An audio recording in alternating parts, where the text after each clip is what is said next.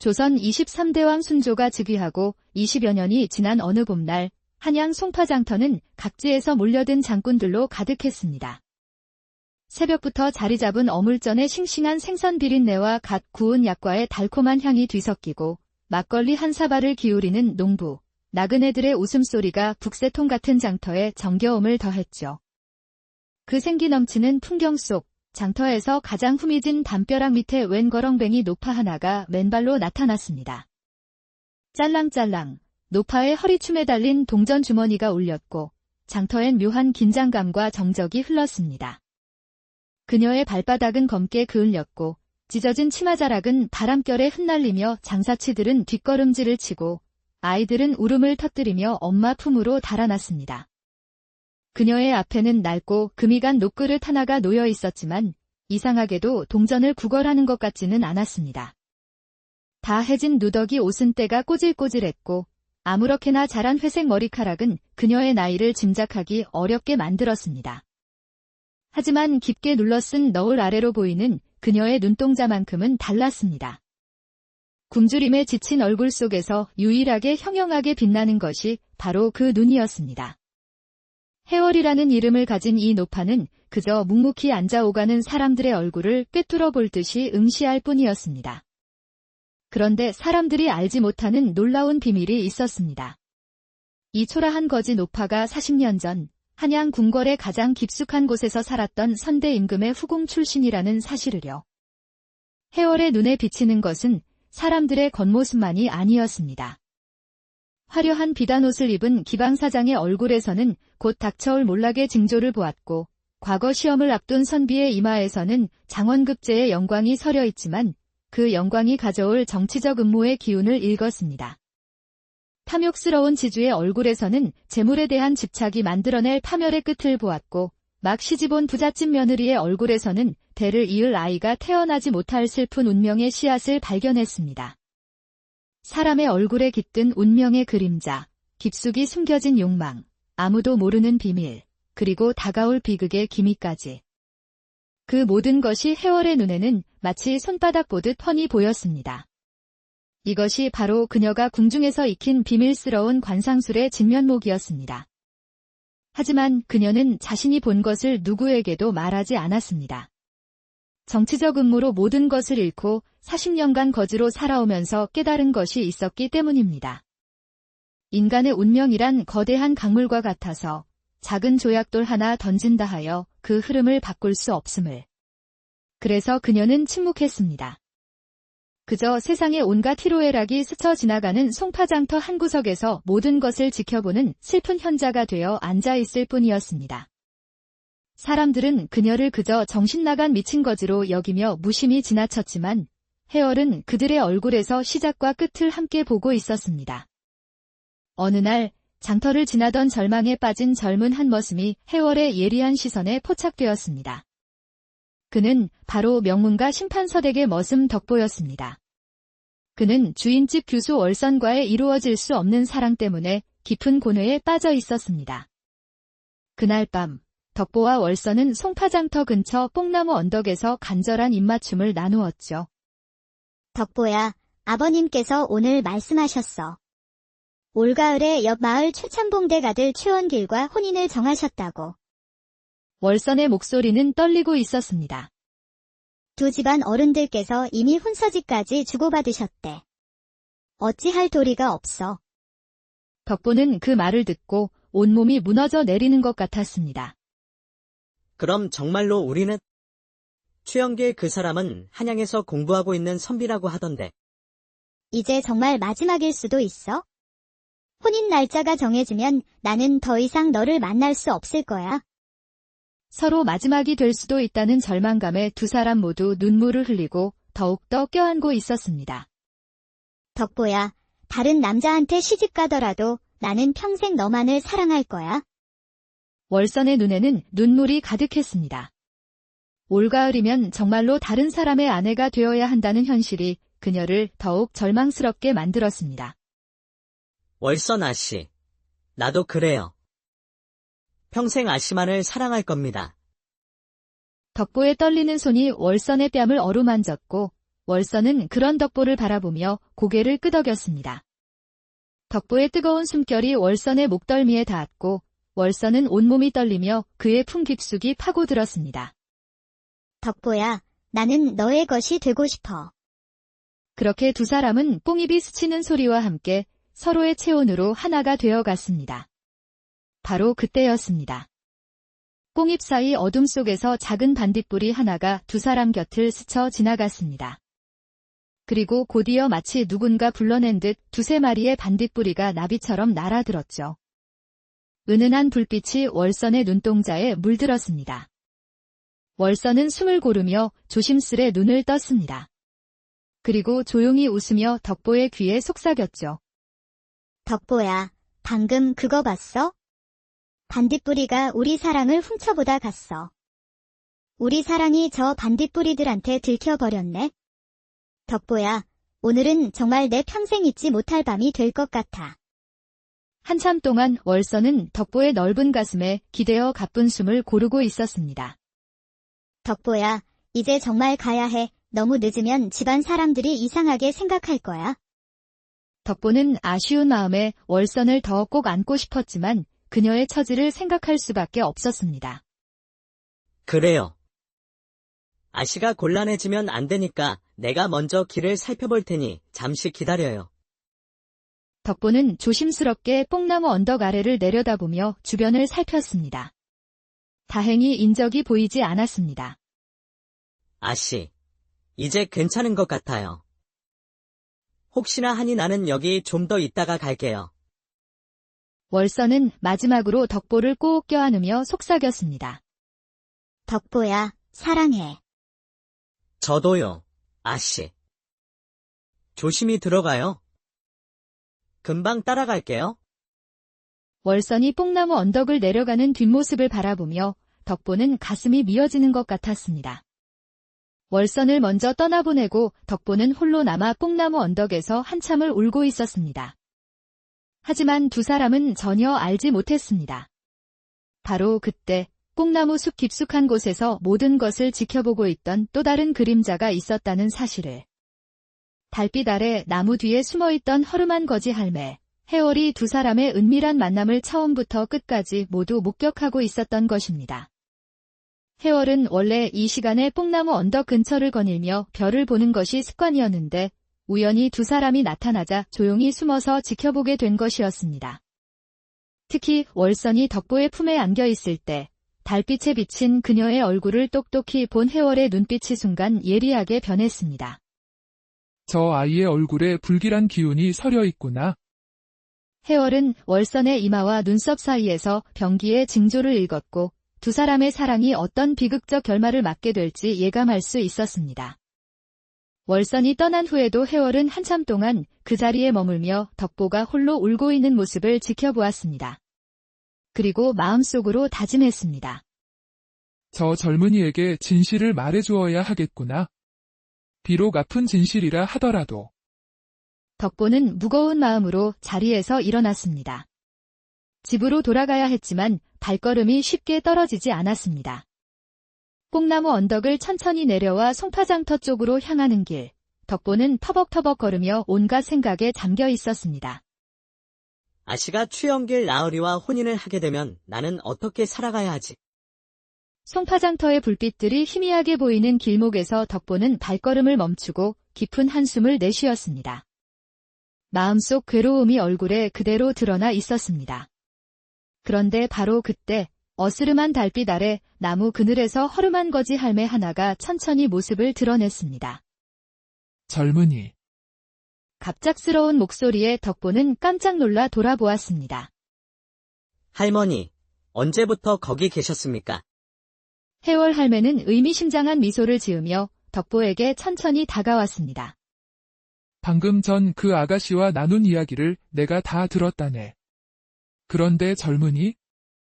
할매는 덕보의 괴로워하는 얼굴을 유심히 살펴보더니 마치 무언가 깊은 것을 꿰뚫어 본 듯한 표정을 지었습니다. 그렇게 괴로워하면 얼굴에 사기가 서린다네. 해월 할매의 목소리는 거지치고는 묘하게 차분하고 품위가 있었습니다. 덕보는 어리둥절한 표정으로 고개를 들어 할매를 바라보았습니다. 할머니, 저 같은 촌한 머슴에게 무슨 사기가 서리겠습니까? 덕보의 목소리에는 깊은 절망이 배어 있었습니다. 심판서댁에서 15년간 충실히 일해왔지만 주인집 규수 월선과 사랑에 빠진 것은 그에게 죄악이나 다름없었습니다. 해월 할매는 덕보 앞에 푸석한 치마를 펼치며 앉더니 그의 손을 가만히 들여다보기 시작했습니다. 어디, 내 손을 한번 보자꾸나. 할머니께서 손금을 보실 줄 아십니까? 덕보는 의외라는 표정을 지었습니다. 평범한 거지 할머니가 손금을 본다는 것이 신기했기 때문입니다. 젊었을 때 조금 배웠지? 해월 할매는 겸손하게 대답했지만 덕보의 손바닥을 들여다보는 그녀의 눈빛은 순간 예리하게 변했습니다. 마치 40년 전 궁궐에서 임금의 안색을 살피던 그때의 예민한 관찰력이 되살아나는 듯 했습니다. 이게 어찌 된 일이냐? 할매의 목소리에는 놀라움이 묻어났습니다. 덕보의 손금에서 평범한 머슴에게서는 볼 수 없는 특별한 무늬를 발견한 것입니다. 무엇이 어찌 되었다는 말씀입니까? 젊은이, 내 손에 용의 기운이 서려 있구나. 해월 할매의 말에 덕보는 어리둥절한 표정을 지었습니다. 자신 같은 천한 신분에게 무슨 용의 기운이 있다는 말인지 이해할 수 없었습니다. 할머니, 저는 그저 심판서댁 머슴일 뿐입니다. 무슨 용의 기운이? 아니다. 내 생명선을 보아라. 이렇게 깊고 뚜렷한 것은 범상치 않은 운명을 타고난 자에게서만 볼 수 있는 것이다. 해월 할매는 덕보의 손가락을 하나하나 짚어가며 정확한 관상학 용어들을 사용하기 시작했습니다. 거지 할머니의 입에서 나오기에는 너무나 전문적이고 정교한 지식이었습니다. 하지만 젊은이, 지금 내가 사랑하는 그 규수아 씨와는 지금은 맺어져선 안 된다. 덕보의 얼굴이 창백해졌습니다. 할매가 어떻게 자신의 마음을 알았는지 놀라웠지만 동시에 절망적인 예언에 가슴이 무너져 내렸습니다. 왜 그런 말씀을 하십니까? 방금 전 그 아가씨와 작별하는 모습을 내가 지켜보았다. 그런데 그 아가씨의 얼굴에서 불길한 기운을 읽었다네. 해월 할매는 잠시 눈을 감고 방금 본 월선의 모습을 떠올리며 말했습니다. 눈썹 사이에 병기가 서려 있고 인당에 검은 그림자가 깔려 있더구나. 달빛 아래에서도 숨길 수 없는 불길한 징조였다. 덕보는 할매의 말에 소름이 돋았습니다. 정말로 자신들의 미래를 지켜보고 있었다는 사실과 월선에 대한 불길한 예언에 온몸이 떨렸습니다. 지금 당장은 아니지만 올여름이 지나면 그 아가씨는 큰 병을 앓게 될 것이다. 만약 지금처럼 계속 만난다면 그 병은 더욱 깊어져 돌이킬 수 없게 될 것이야. 하지만 말이야, 만일 그 아이가 살아남아 스스로 그 운명을 이겨낸다면 그땐 다시 만나도 되느니라. 반드시 가을이 3번 지나고 난 뒤여야 한다. 그때 그 아가씨의 얼굴에서 검은 기운이 사라진다면 그때가 곧 내 복이 피어나는 날이 될 것이야. 그리고 내 주인 심판서 어른도 조심해야 할 일이 있다. 올 추석 전에 큰 병고가 있을 것이니. 무슨 병고 말입니까? 덕보는 할매의 말에 빨려들듯 집중하기 시작했습니다.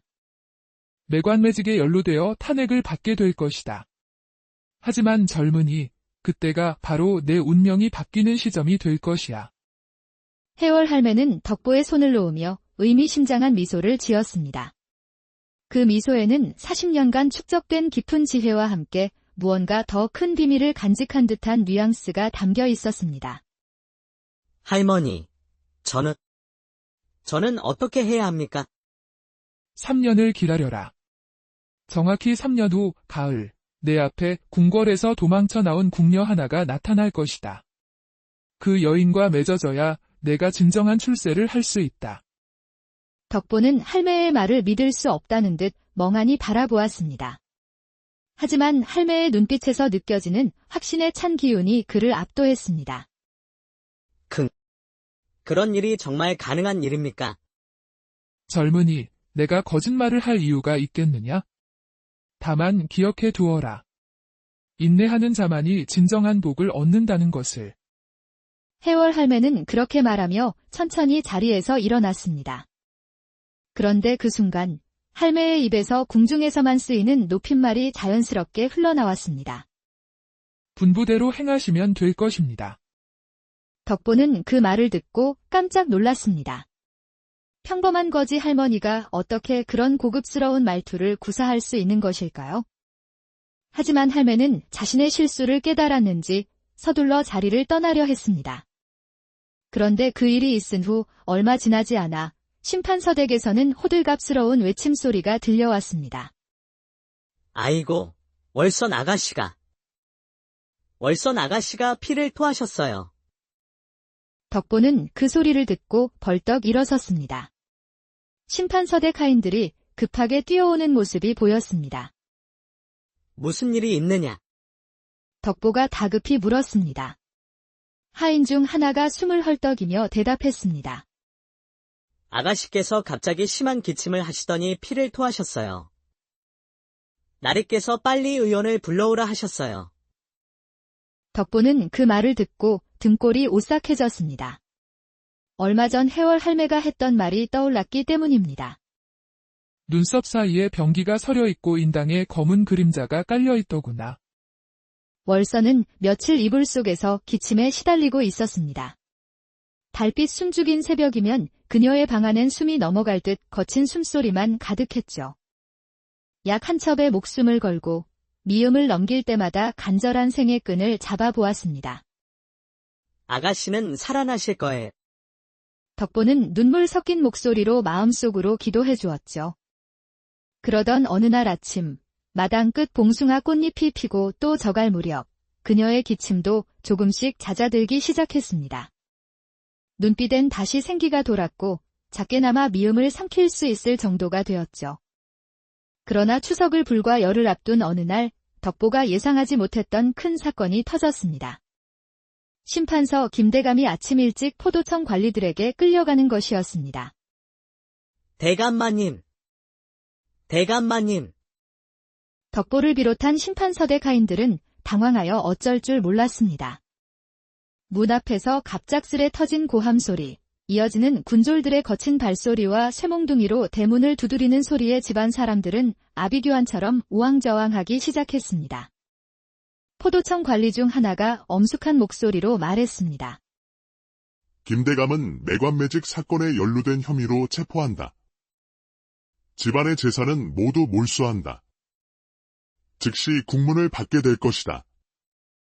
비명과 울부짖음이 온 집안에 퍼졌고 한순간에 심판서댁은 쑥대밭이 되었습니다. 월선은 그 소리에 놀라 침상에서 일어나려다 숨이 턱 막혀 창틀을 부여잡았습니다. 눈앞이 아득하게 흐려졌지만 그녀는 그 순간 깨달았습니다. 이제 이 집은 더 이상 자신이 기댈 곳이 아니라는 것을. 덕보는 그 말을 듣고 온몸이 떨렸습니다. 해월 할매가 정확히 예언했던 일이 현실로 일어나고 있었던 것입니다. 매관매직에 연루되어 탄핵을 받게 될 것이다. 심판서댁 사랑채 안마당엔 포도청 관리들이 진을 치고 있었고 김대감을 비롯한 가족들이 쇠사슬에 묶인 채 한 줄로 끌려 나오고 있었죠. 아버님, 안 됩니다. 제가 나가면 더 큰 일이. 월선아, 따라오지 마라. 너만이라도 살아야 한다. 김대감의 처절한 외침이 대문까지 울려 퍼졌습니다. 월선은 울부짖으며 아버지를 붙들려 했지만 포졸 하나가 그녀의 팔을 거칠게 밀쳐내며 소리쳤습니다. 이 집 교수도 관노로 편입된다. 따라오너라.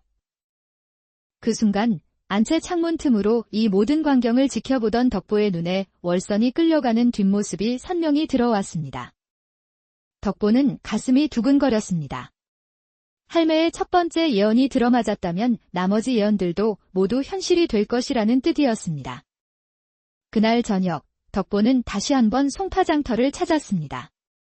혹시라도 그 신비한 할매를 다시 만날 수 있을까 하는 간절한 마음이었습니다. 하지만 해가 질 때까지 기다려도 할매는 나타나지 않았습니다. 며칠 후, 심판서댁에는 더욱 충격적인 소식이 전해졌습니다. 김대감이 관직에서 파면되었을 뿐만 아니라 가산까지 몰수당하게 되었다는 것이었습니다. 심판서댁의 모든 하인들은 하루아침에 길거리로 내몰리게 되었습니다. 덕보 역시 15년간 몸담았던 집을 떠나야 했습니다. 하지만 이상하게도 그의 마음은 절망보다는 기대감으로 가득했습니다. 해월 할매의 마지막 말이 계속 머릿속을 맴돌았기 때문입니다. 그때가 바로 내 운명이 바뀌는 시점이 될 것이야. 그로부터 보름이 지난 어느 날 오후, 송파장터 한 모퉁이에서 또 다른 기구한 사연의 주인공이 나타났습니다. 그녀는 바로 한양 명문가 윤참판댁의 노비 춘향이었습니다. 춘향은 이날도 눈물을 글썽이며 장터 뒷골목을 헤매고 있었습니다. 춘향은 본래 양인 출신이었으나 집안이 망해 윤참판댁에 팔려와 노비로 살고 있었죠. 사연인즉 이러했습니다. 춘향은 밤마다 주인집 윤상호 도령의 방 뒤 장독대 어귀로 불려나갔습니다. 도련님이 부르면 조용히 치마자락을 걷고 숨죽여 웃었죠. 두 사람의 숨결이 닿을 만큼 가까웠습니다. 도련님께선 사람들 몰래 춘향의 손끝을 자주 스쳤지만 주인마님 정씨가 이 사실을 알게 되어 혹독한 매질을 당한 것이었습니다. 인연이 얼굴이 반반하면 다인 줄 아느냐? 어디서 굴러들어온 계집이 우리 집 귀한 아들을 홀려? 내가 양인이라 하나 머슴보다 못한 처지 주제에 당장 이 집에서 나가거라. 인연, 또다시 내 아들을 만났다가는 그 보름달 같은 눈을 2번 다시는 뜨지 못하게 해줄 테다. 몽땅 다 찢어놓고야 말 것이니라. 정씨 마님의 호된 꾸중과 함께 춘향은 뺨을 심하게 얻어맞고 집에서 쫓겨나다시피 나온 상황이었습니다. 춘향이 눈물을 훔치며 걷고 있을 때 익숙한 목소리가 들려왔습니다. 아이고, 이 아이 이마에 귀한 기운이 서려 있는데 왜 이리 울고 있느냐? 춘향이 고개를 들어보니 허름한 누더기 차림의 노파 하나가 자신을 자애로운 눈빛으로 바라보고 있었습니다. 바로 해월 할매였습니다. 할머니, 저는 그저 천한 노비일 뿐입니다. 무슨 귀한 기운이? 춘향의 목소리에는 깊은 절망이 배어 있었습니다. 하지만 해월 할매는 춘향의 상처 입은 뺨을 유심히 살펴보더니 무언가 심상치 않은 것을 발견한 듯 놀라는 표정을 지었습니다. 이야, 아이야, 내 손을 한번 보자. 할머니께서도 손금을 보실 줄 아시나요? 춘향은 순진하게 물었습니다. 젊었을 때 조금 배웠지? 할매가 춘향의 손을 잡는 순간 그녀의 표정이 급격히 변했습니다. 마치 놀라운 비밀을 발견한 것처럼 눈이 커졌습니다. 이게 어찌 된 일이냐? 내 이마에 무슨 일이? 해월 할매는 춘향의 이마를 자세히 들여다보더니 갑자기 무릎을 꿇었습니다. 할머니, 왜 그러세요? 아이야, 내 예쁜 이마에 봉황 문양이 숨어 있구나. 할매의 목소리에는 경이로움이 가득했습니다. 춘향은 할매의 말을 전혀 이해할 수 없었습니다. 봉황 문양이라뇨? 저는 그저 노비인데. 아니다. 아이야. 지금의 고난은 시험일 뿐이다. 5년 후에는 내가 궁중 나인이 되어 임금님의 총애를 받게 될 것이다. 춘향은 할매의 말을 듣고 어리둥절해했습니다. 자신 같은 천한 신분이 궁중 나인이 된다는 것이 믿어지지 않았습니다. 할머니, 그런 일이 가능한가요? 저는 노비 출신인데. 아이야, 순조 임금께서 백성들의 신분을 가리지 않고 인재를 등용하고 계신다는 것을 모르느냐? 하지만 해월 할매의 표정이 심각해졌습니다. 그 전에 반드시 3번의 죽을 고비를 넘겨야 한다. 첫 번째는 곤장백대, 두 번째는 물에 빠질 위험, 세 번째는 독을 당할 위험이다. 춘향은 할매의 말에 소름이 돋았습니다. 너무나 구체적이고 현실적인 위험들이었기 때문입니다. 그런 위험들을 어떻게 피할 수 있나요? 해월 할매는 품속에서 작은 비단 주머니를 꺼냈습니다. 그 주머니에는 특별한 부적이 들어 있었습니다. 이것을 항상 몸에 지니고 다녀라. 이 호신부가 너를 지켜줄 것이다. 춘향이 그 호신부를 받아 드는 순간 신기하게도 따뜻한 기운이 온몸에 퍼지는 것을 느꼈습니다. 할머니, 이 부적은 도대체 궁중에서만 쓰이는 특별한 것이다. 함부로 남에게 보여주어서는 안 된다. 해월 할매는 그렇게 말하며 또다시 궁중 용어를 무의식 중에 사용했습니다. 하지만 춘향은 그런 세세한 부분까지는 알아차리지 못했습니다. 바로 그 다음 날 춘향에게 첫 번째 시련이 찾아왔습니다. 윤참판댁 정씨 마님이 춘향을 도둑질 누명으로 몰아 곤장 100대를 치라고 명령한 것입니다. 천한 것이 감히 주인집 금비녀를 훔쳐 곤장 100대로 혼쭐을 내주어라. 춘향은 억울함을 호소했지만 아무도 들어주지 않았습니다. 하인들이 춘향을 형틀에 묶고 곤장을 들어 올리려는 순간이었습니다. 춘향은 필사적으로 해월 할매가 준 호신부를 꼭 움켜잡았습니다. 그런데 그 순간 기적 같은 일이 벌어졌습니다.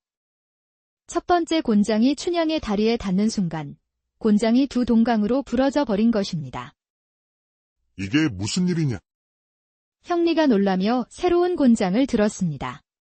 하지만 두 번째, 세 번째 곤장도 춘향의 몸에 닿기만 하면 신기하게 부러져 버렸습니다. 구경하던 사람들은 입을 다물지 못했습니다. 저 아이에게 신령의 가호가 있는 모양이다. 하늘이 도우시는 것 같구나. 결국 정씨도 이상한 기운을 느끼고는 춘향을 더 이상 벌하지 못했습니다. 그날 밤, 춘향은 다시 송파장터로 해월 할매를 찾아갔습니다. 할머니의 호신부 덕분에 살았습니다.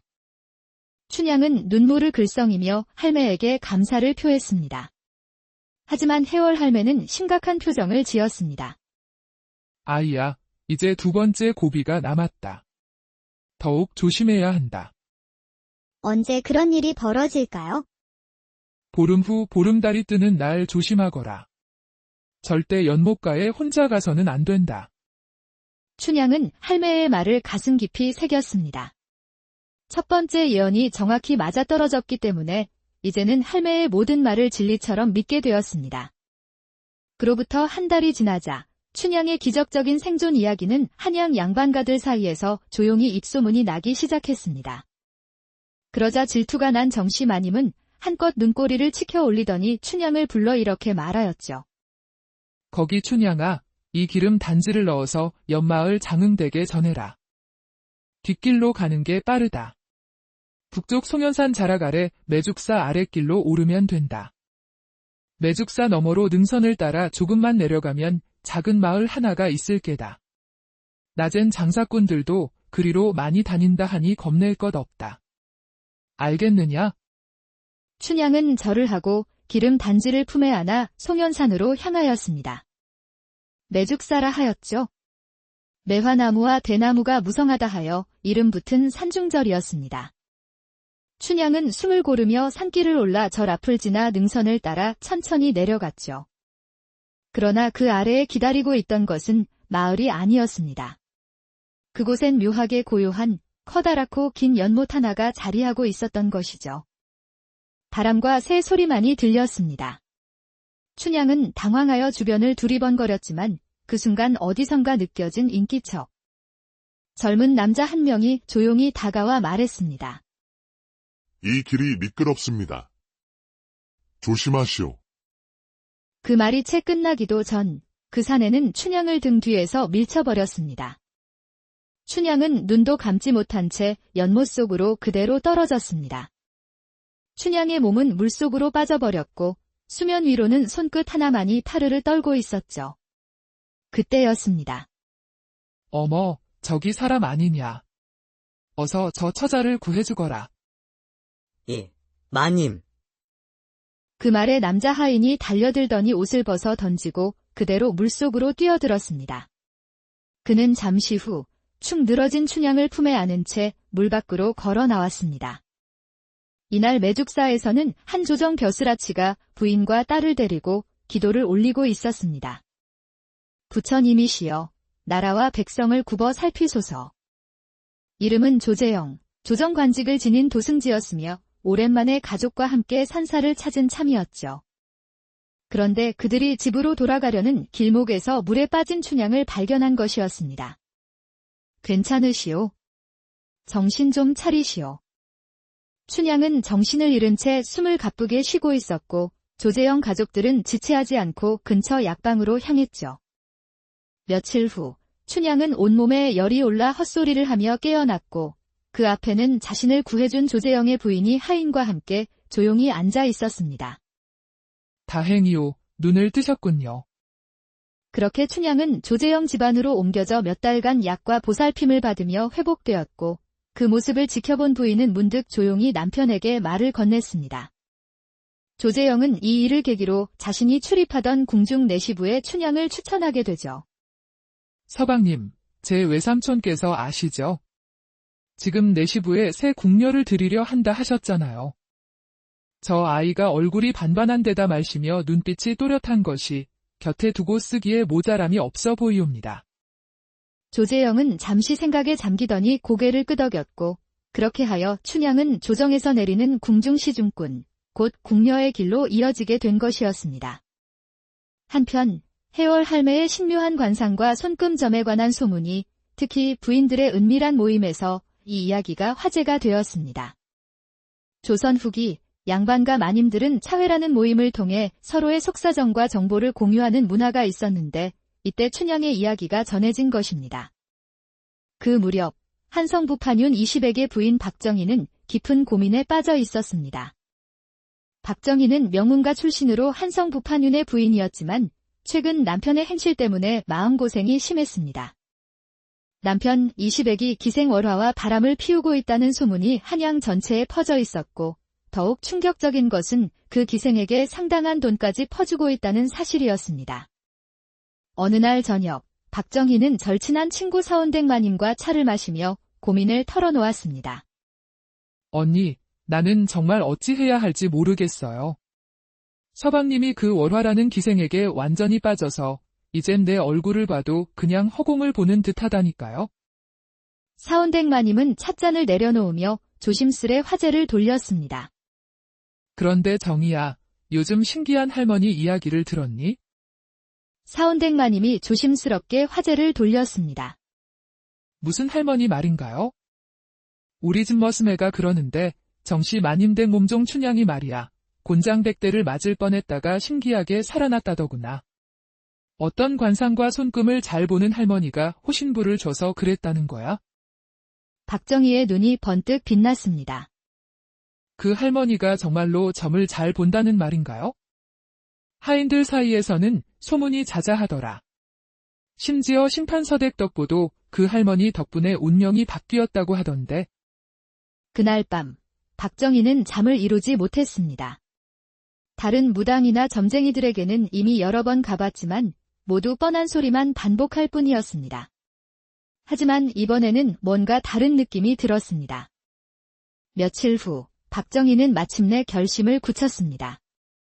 하지만 한성부판윤의 부인이 직접 장터의 거지 할머니를 찾아간다는 것은 체면상 문제가 있었습니다. 그래서 그녀는 평민 옷차림으로 변장하고 몸종 하나만 데리고 송파장터로 향했습니다. 해질 무렵 박정희는 장터 한 모퉁이에서 해월 할매를 발견했습니다. 할매는 낡은 멍석 위에 앉아 무언가 깊은 생각에 잠겨 있었습니다. 박정희는 조심스럽게 할매에게 다가갔습니다. 할머니, 혹시 손금을 봐주실 수 있나요? 해월 할매는 박정희를 올려다보더니 한 번에 그녀의 정체를 간파하는 듯한 예리한 눈빛을 보냈습니다. 양반댁마님이 이런 곳까지 오시다니 무슨 깊은 근심이 있으신 모양이군요. 박정희는 할매가 자신의 신분을 단번에 알아차린 것에 놀랐습니다. 어떻게 저를? 마님의 걸음걸이와 손을 보면 알 수 있습니다. 비록 평민 옷을 입으셨지만 타고난 품격은 숨길 수 없는 법이지요. 해월 할매의 말에는 깊은 통찰력이 담겨 있었습니다. 박정희는 점점 할매에게 빨려 들어가는 느낌을 받았습니다. 할머니, 제 고민을 들어주실 수 있나요? 어디, 손부터 보겠습니다. 해월 할매가 박정희의 손을 잡는 순간 그녀의 얼굴이 급격히 일그러졌습니다. 이런. 이게 어찌 된 일입니까? 무슨 일인가요? 무엇을 보셨나요? 춘향이라 하옵니다. 춘향은 두 손을 공손히 모은 채 고개를 숙였습니다. 춘향의 아름다운 외모와 우아한 예의의 순조는 더욱 마음을 빼앗겼습니다. 순조는 춘향을 자주 불러 시와 서예에 대해 이야기를 나누었습니다. 내 글씨가 정말 뛰어나구나. 전하, 과찬이십니다. 춘향은 단순히 미모만으로가 아니라 지적인 대화로 왕의 마음을 사로잡았습니다. 그날 밤, 춘향은 임금의 명으로 어전 옆 작은 처소에 들게 되었고 임금과의 하룻밤을 함께하게 되었던 것입니다. 입궁한 지 6개월 만에 춘향은 수계 지위에 올랐고 1년 후에는 왕은 아예 그녀를 정식빈으로 삼아 정빈이라는 높은 지위까지 오르게 되었습니다. 정말로 할매님 예언이 맞았구나. 춘향은 해월 할매를 떠올리며 감격했습니다.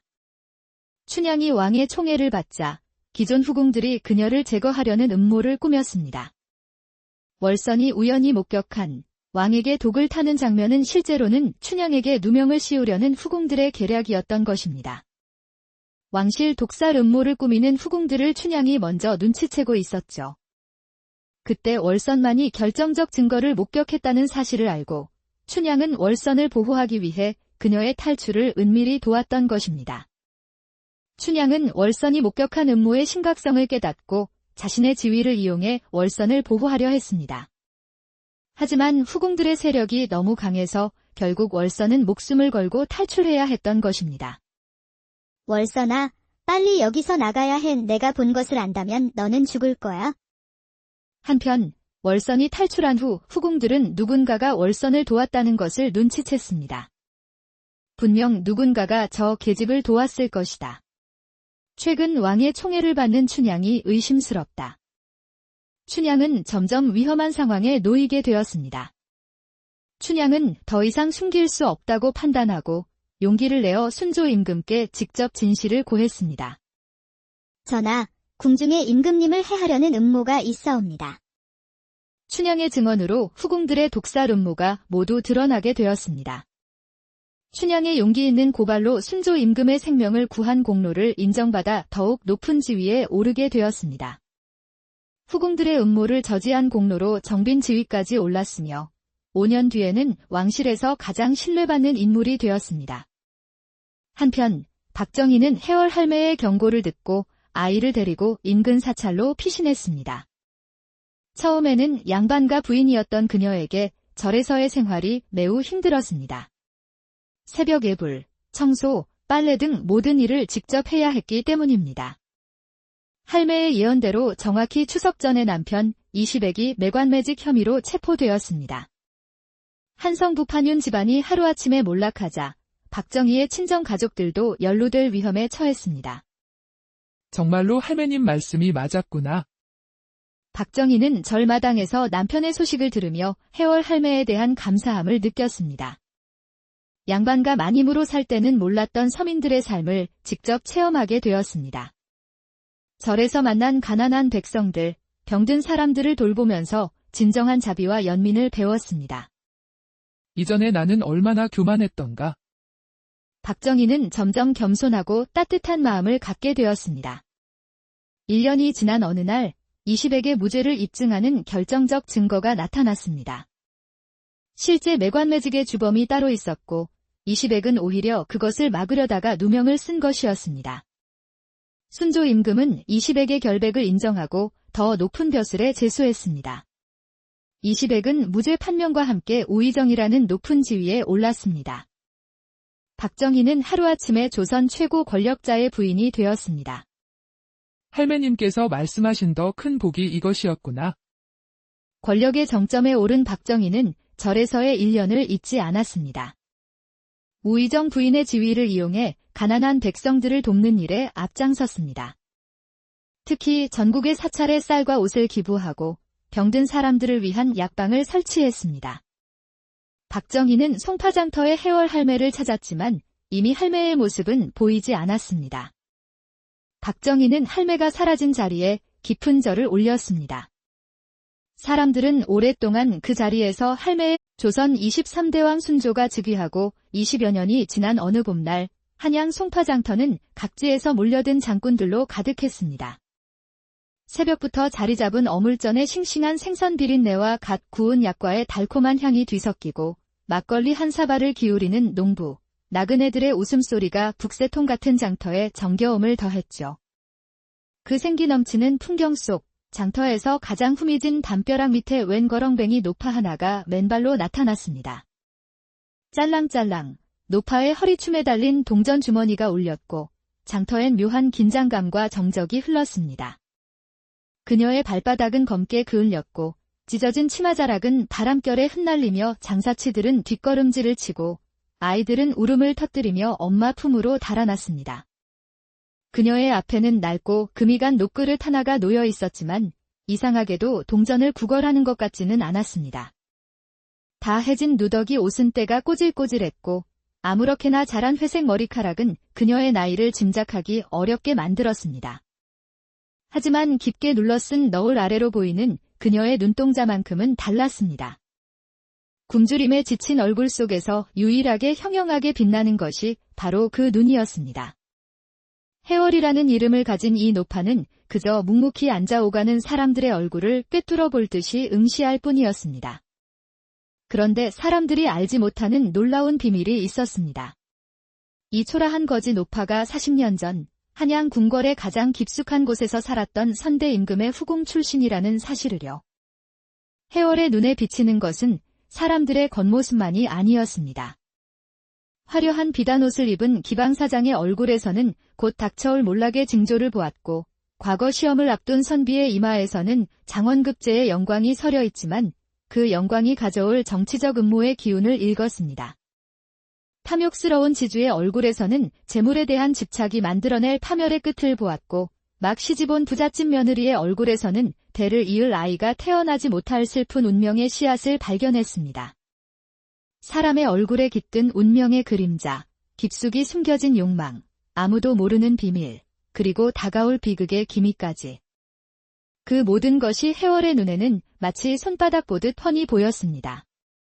이것이 바로 그녀가 궁중에서 익힌 비밀스러운 관상술의 진면목이었습니다. 하지만 그녀는 자신이 본 것을 누구에게도 말하지 않았습니다.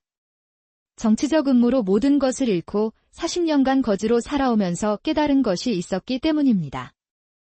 인간의 운명이란 거대한 강물과 같아서 작은 조약돌 하나 던진다 하여 그 흐름을 바꿀 수 없음을.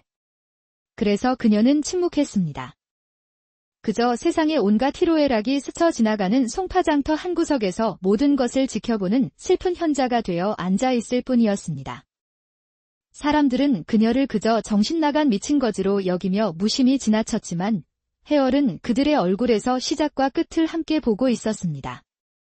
어느 날 장터를 지나던 절망에 빠진 젊은 한 머슴이 해월의 예리한 시선에 포착되었습니다. 그는 바로 명문가 심판서댁의 머슴 덕보였습니다. 그는 주인집 규수 월선과의 이루어질 수 없는 사랑 때문에 깊은 고뇌에 빠져 있었습니다. 그날 밤 덕보와 월선은 송파장터 근처 뽕나무 언덕에서 간절한 입맞춤을 나누었죠. 덕보야, 아버님께서 오늘 말씀하셨어. 올가을에 옆 마을 최참봉댁 아들 최원길과 혼인을 정하셨다고. 월선의 목소리는 떨리고 있었습니다. 두 집안 어른들께서 이미 혼서지까지 주고받으셨대. 어찌할 도리가 없어. 덕보는 그 말을 듣고 온몸이 무너져 내리는 것 같았습니다. 그럼 정말로 우리는? 최영길 그 사람은 한양에서 공부하고 있는 선비라고 하던데. 이제 정말 마지막일 수도 있어? 혼인 날짜가 정해지면 나는 더 이상 너를 만날 수 없을 거야. 서로 마지막이 될 수도 있다는 절망감에 두 사람 모두 눈물을 흘리고 더욱더 껴안고 있었습니다. 덕보야, 다른 남자한테 시집 가더라도 나는 평생 너만을 사랑할 거야. 월선의 눈에는 눈물이 가득했습니다. 올가을이면 정말로 다른 사람의 아내가 되어야 한다는 현실이 그녀를 더욱 절망스럽게 만들었습니다. 월선 아씨, 나도 그래요. 평생 아씨만을 사랑할 겁니다. 덕보의 떨리는 손이 월선의 뺨을 어루만졌고 월선은 그런 덕보를 바라보며 고개를 끄덕였습니다. 덕보의 뜨거운 숨결이 월선의 목덜미에 닿았고 월선은 온몸이 떨리며 그의 품 깊숙이 파고들었습니다. 덕보야, 나는 너의 것이 되고 싶어. 그렇게 두 사람은 뽕잎이 스치는 소리와 함께 서로의 체온으로 하나가 되어 갔습니다. 바로 그때였습니다. 뽕잎 사이 어둠 속에서 작은 반딧불이 하나가 두 사람 곁을 스쳐 지나갔습니다. 그리고 곧이어 마치 누군가 불러낸 듯 두세 마리의 반딧불이가 나비처럼 날아들었죠. 은은한 불빛이 월선의 눈동자에 물들었습니다. 월선은 숨을 고르며 조심스레 눈을 떴습니다. 그리고 조용히 웃으며 덕보의 귀에 속삭였죠. 덕보야, 방금 그거 봤어? 반딧불이가 우리 사랑을 훔쳐보다 갔어. 우리 사랑이 저 반딧불이들한테 들켜버렸네. 덕보야, 오늘은 정말 내 평생 잊지 못할 밤이 될 것 같아. 한참 동안 월선은 덕보의 넓은 가슴에 기대어 가쁜 숨을 고르고 있었습니다. 덕보야, 이제 정말 가야 해. 너무 늦으면 집안 사람들이 이상하게 생각할 거야. 덕보는 아쉬운 마음에 월선을 더 꼭 안고 싶었지만 그녀의 처지를 생각할 수밖에 없었습니다. 그래요. 아씨가 곤란해지면 안 되니까 내가 먼저 길을 살펴볼 테니 잠시 기다려요. 덕보는 조심스럽게 뽕나무 언덕 아래를 내려다보며 주변을 살폈습니다. 다행히 인적이 보이지 않았습니다. 아씨, 이제 괜찮은 것 같아요. 혹시나 하니 나는 여기 좀 더 있다가 갈게요. 월선은 마지막으로 덕보를 꼭 껴안으며 속삭였습니다. 덕보야, 사랑해. 저도요, 아씨. 조심히 들어가요. 금방 따라갈게요. 월선이 뽕나무 언덕을 내려가는 뒷모습을 바라보며 덕보는 가슴이 미어지는 것 같았습니다. 월선을 먼저 떠나보내고 덕보는 홀로 남아 뽕나무 언덕에서 한참을 울고 있었습니다. 하지만 두 사람은 전혀 알지 못했습니다. 바로 그때 뽕나무 숲 깊숙한 곳에서 모든 것을 지켜보고 있던 또 다른 그림자가 있었다는 사실을. 달빛 아래 나무 뒤에 숨어있던 허름한 거지 할매, 해월이 두 사람의 은밀한 만남을 처음부터 끝까지 모두 목격하고 있었던 것입니다. 해월은 원래 이 시간에 뽕나무 언덕 근처를 거닐며 별을 보는 것이 습관이었는데 우연히 두 사람이 나타나자 조용히 숨어서 지켜보게 된 것이었습니다. 특히 월선이 덕보의 품에 안겨 있을 때 달빛에 비친 그녀의 얼굴을 똑똑히 본 해월의 눈빛이 순간 예리하게 변했습니다. 저 아이의 얼굴에 불길한 기운이 서려 있구나. 해월은 월선의 이마와 눈썹 사이에서 병기의 징조를 읽었고 두 사람의 사랑이 어떤 비극적 결말을 맞게 될지 예감할 수 있었습니다. 월선이 떠난 후에도 해월은 한참 동안 그 자리에 머물며 덕보가 홀로 울고 있는 모습을 지켜보았습니다. 그리고 마음속으로 다짐했습니다. 저 젊은이에게 진실을 말해주어야 하겠구나. 비록 아픈 진실이라 하더라도. 덕보는 무거운 마음으로 자리에서 일어났습니다. 집으로 돌아가야 했지만 발걸음이 쉽게 떨어지지 않았습니다. 뽕나무 언덕을 천천히 내려와 송파장터 쪽으로 향하는 길, 덕보는 터벅터벅 걸으며 온갖 생각에 잠겨 있었습니다. 아씨가 추영길 나으리와 혼인을 하게 되면 나는 어떻게 살아가야 하지? 송파장터의 불빛들이 희미하게 보이는 길목에서 덕보는 발걸음을 멈추고 깊은 한숨을 내쉬었습니다. 마음속 괴로움이 얼굴에 그대로 드러나 있었습니다. 그런데 바로 그때 어스름한 달빛 아래 나무 그늘에서 허름한 거지 할매 하나가 천천히 모습을 드러냈습니다. 젊은이. 갑작스러운 목소리에 덕보는 깜짝 놀라 돌아보았습니다. 할머니, 언제부터 거기 계셨습니까? 해월 할매는 의미심장한 미소를 지으며 덕보에게 천천히 다가왔습니다. 방금 전 그 아가씨와 나눈 이야기를 내가 다 들었다네. 그런데 젊은이? 할매는 덕보의 괴로워하는 얼굴을 유심히 살펴보더니 마치 무언가 깊은 것을 꿰뚫어 본 듯한 표정을 지었습니다. 그렇게 괴로워하면 얼굴에 사기가 서린다네. 해월 할매의 목소리는 거지치고는 묘하게 차분하고 품위가 있었습니다. 덕보는 어리둥절한 표정으로 고개를 들어 할매를 바라보았습니다. 할머니, 저 같은 천한머슴에게 무슨 사기가 서리겠습니까? 덕보의 목소리에는 깊은 절망이 배어 있었습니다. 심판서댁에서 15년간 충실히 일해왔지만 주인집 규수 월선과 사랑에 빠진 것은 그에게 죄악이나 다름없었습니다. 해월 할매는 덕보 앞에 푸석한 치마를 펼치며 앉더니 그의 손을 가만히 들여다보기 시작했습니다. 어디, 내 손을 한번 보자꾸나. 할머니께서 손금을 보실 줄 아십니까? 덕보는 의외라는 표정을 지었습니다. 평범한 거지 할머니가 손금을 본다는 것이 신기했기 때문입니다. 젊었을 때 조금 배웠지? 해월 할매는 겸손하게 대답했지만 덕보의 손바닥을 들여다보는 그녀의 눈빛은 순간 예리하게 변했습니다.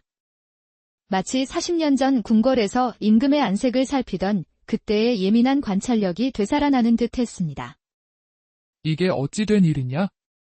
할매의 목소리에는 놀라움이 묻어났습니다. 덕보의 손금에서 평범한 머슴에게서는 볼 수 없는 특별한 무늬를 발견한 것입니다. 무엇이 어찌 되었다는 말씀입니까? 젊은이, 내 손에 용의 기운이 서려 있구나. 해월 할매의 말에 덕보는 어리둥절한 표정을 지었습니다. 자신 같은 천한 신분에게 무슨 용의 기운이 있다는 말인지 이해할 수 없었습니다. 할머니, 저는 그저 심판서댁 머슴일 뿐입니다. 무슨 용의 기운이... 아니다. 내 생명선을 보아라. 이렇게 깊고 뚜렷한 것은 범상치 않은 운명을 타고난 자에게서만 볼 수 있는 것이다. 해월 할매는 덕보의 손가락을 하나하나 짚어가며 정확한 관상학 용어들을 사용하기 시작했습니다. 거지 할머니의 입에서 나오기에는 너무나 전문적이고 정교한 지식이었습니다. 하지만 젊은이, 지금 내가 사랑하는 그 규수아 씨와는 지금은 맺어져선 안 된다. 덕보의 얼굴이 창백해졌습니다. 할매가 어떻게 자신의 마음을 알았는지 놀라웠지만 동시에 절망적인 예언에 가슴이 무너져 내렸습니다. 왜 그런 말씀을 하십니까? 방금 전 그 아가씨와 작별하는 모습을 내가 지켜보았다. 그런데 그 아가씨의 얼굴에서 불길한 기운을 읽었다네. 해월 할매는 잠시 눈을 감고 방금 본 월선의 모습을 떠올리며 말했습니다. 눈썹 사이에 병기가 서려 있고 인당에 검은 그림자가 깔려 있더구나. 달빛 아래에서도 숨길 수 없는 불길한 징조였다. 덕보는 할매의 말에 소름이 돋았습니다. 정말로 자신들의 미래를 지켜보고 있었다는 사실과 월선에 대한 불길한 예언에 온몸이 떨렸습니다. 지금 당장은 아니지만 올여름이 지나면 그 아가씨는 큰 병을 앓게 될 것이다.